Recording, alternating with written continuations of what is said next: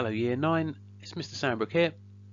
Welcome to your next history lesson. I'm going to be teaching you today, and our lesson today is on the developments that have been made before the First World War. So we're going to take a break from the trenches today and put the period that we're looking at in context.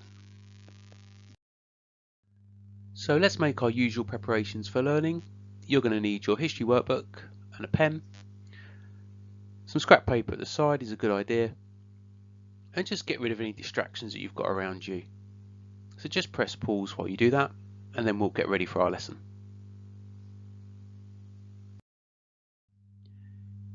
Here's today's do now task. It's a quick quiz. Try to do it as usual without using your notes or your knowledge organiser. So just press pause and see how many of these you can get.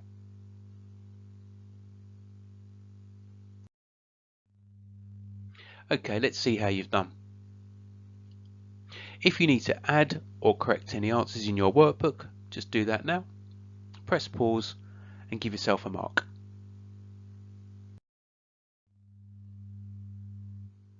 So our lesson today is on the medical developments that have been made before the First World War. So we're going to know the context of early 20th century medicine. We're going to look at some major developments, but we're also going to look at the limitations of those developments. And then we're going to try to link that knowledge to the stuff that we already know about the Western Front. So let's just get our knowledge organisers up to date.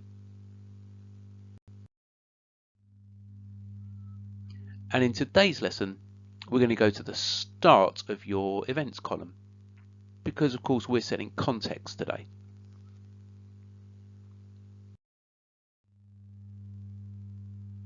Okay, here's your starter. Have a look at this image. It shows you an operation at the start of the 20th century. See if you can list all the methods to limit infection that you can see.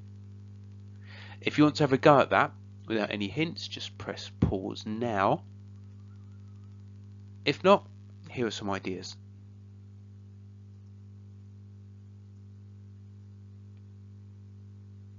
So have a careful look at the staff's faces, have a look at their hands, have a look at what they're wearing, and if you look carefully, there's a machine to the side of the operating table.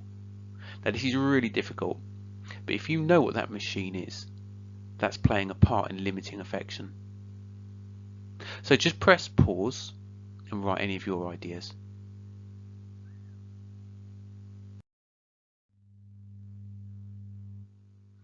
Okay, let's see how you've done. Here's what I've got. We've got head coverings, face masks and rubber gloves. The operating table is covered with a sheet draped over the patient, as you can see. Now that instrument at the side is a steam sterilizer. We're going to cover that in a moment or so. But that's also playing a role in limiting infections.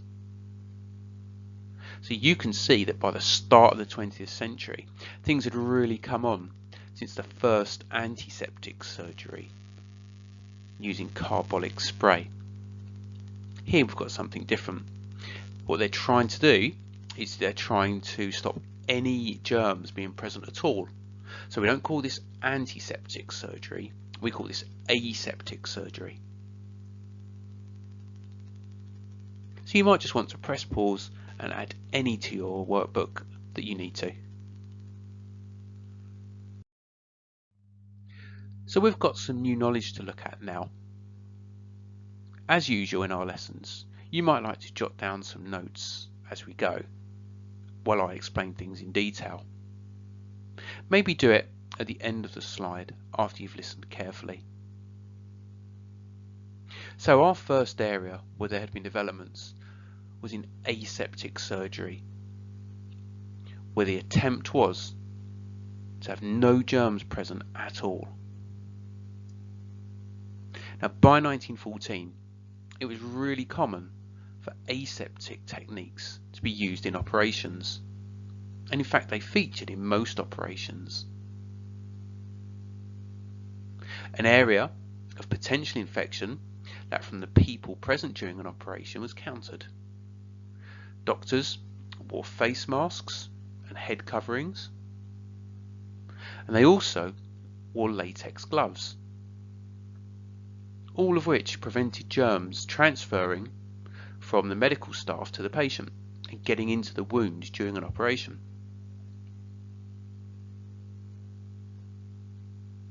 Instruments were also much cleaner than they had been during the 19th century.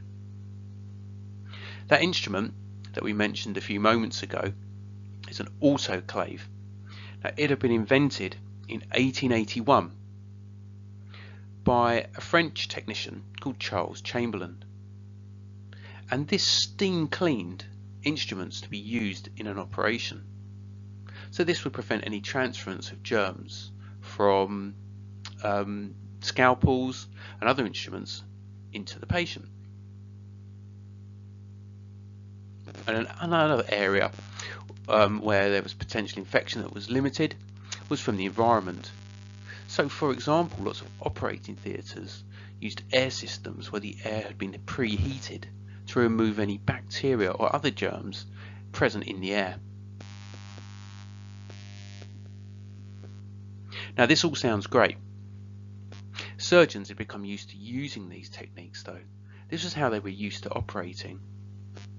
And these techniques required specialist equipment and certainly needed specialist techniques to be used. A challenge would be how this would transfer to the challenging conditions of surgery on the Western Front.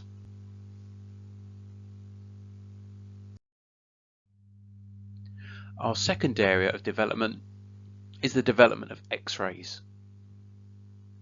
Now, X-rays had been discovered by a German physicist called Wilhelm Röntgen in 1895. You can see him on our screen. Now, Röntgen had discovered X-rays by chance, but it was soon really clear that X-rays could be used in medicine because they showed up foreign bodies and other growths inside bodies.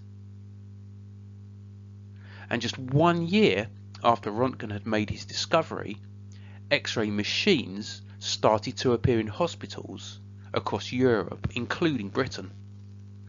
And of course, they were really useful in diagnosis, in allowing doctors to see where fragments might be located inside the body and where operations might be needed. But early X-ray technology had limitations. The early X-ray machines, like you can see on the screen, were really big. They were large, they were really heavy machinery as well. But not only were they heavy, they were also really delicate and involved really fragile glass tubes. It also took much longer to take an X-ray than you might be used to. It could take up to 90 minutes to take an image, in which time the patient needed to hold still. So, same problem. It would be a real challenge in transferring the potential benefits of X-ray technology to the challenging conditions of the battlefields of the Western Front.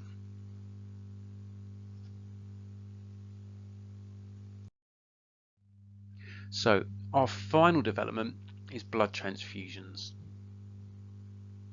In 1901, an Austrian researcher called Karl Landsteiner had discovered blood groups. Now, this was important because it meant that successful blood transfusions were now a possibility. Doctors could work out which person's blood would be compatible with a patient. And an American surgeon called Reuben Ottenberg in 1907 performed the first blood transfusion where the donor and recipient had been carefully matched in advance to make sure that there was no potential for rejection. So this meant that donor to recipient blood transfusions were starting to become more common in the years before 1914.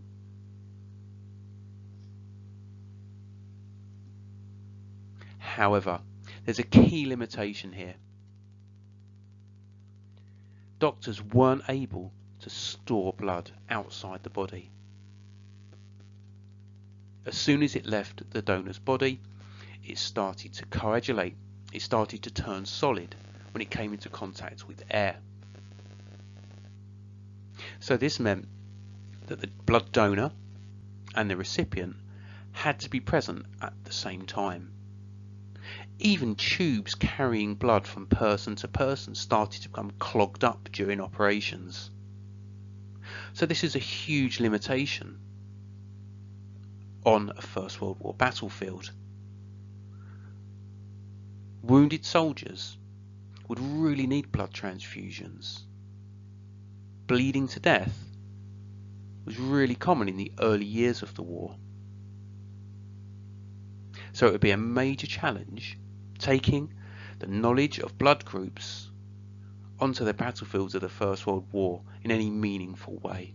What's going to be really important would be the discovery of how to store blood successfully.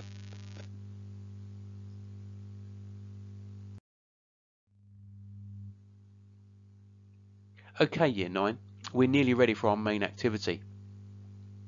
Before you attempt, I want you to make sure that you've read through the reading material really carefully. And then you've got a couple of jobs.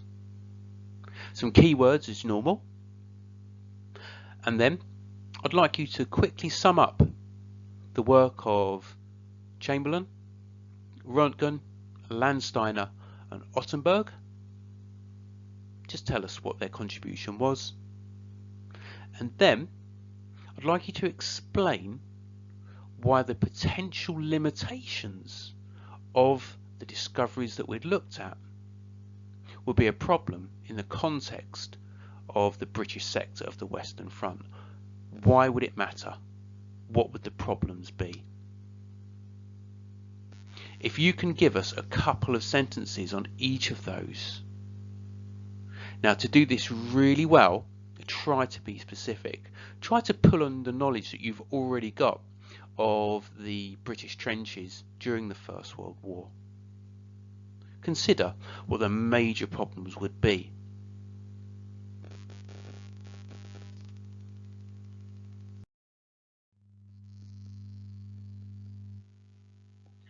Now, to take this further, this is a great moment in your course to think back to the work that you've done previously on blood transfusions. When we were studying 19th century surgery, we looked at various problems being solved. We looked at how pain was solved, we looked at how infection was solved, but we left bleeding unsolved. There's a great history around blood transfusions on the Red Cross website, and you can have a look at that. And you can make yourself a timeline of the history of blood transfusion to give yourself a great long-term view of this aspect of medicine.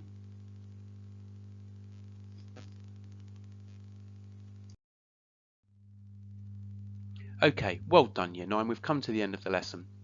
Now don't forget to subscribe to the channel. In our next lesson, we'll return to the trenches of the First World War.